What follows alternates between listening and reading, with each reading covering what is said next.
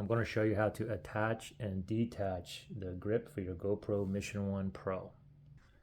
So first, let's go ahead and slide the GoPro into here. So what you can do is, there's a button right here, just press that button and this slides down, all right? And now you slide the GoPro in this way here, okay? So we're going to slide this in. Now all you got to do is close it, and there you go, all right?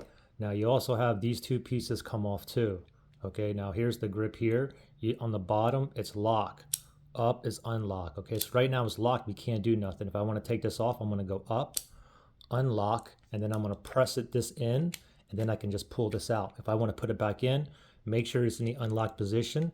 Just match the hole, and then you want to press the button again, hold it in, make sure it's all the way in, and then once it's in, go ahead and lock it, okay? Also, this top piece up here comes off as well. You can just slide that out just like that, and here's the clicker here. When you go put that on here, you just press that down. You slide this one back in. Anyway, there you go, pretty easy. Again, just press that, you can slide that in and out.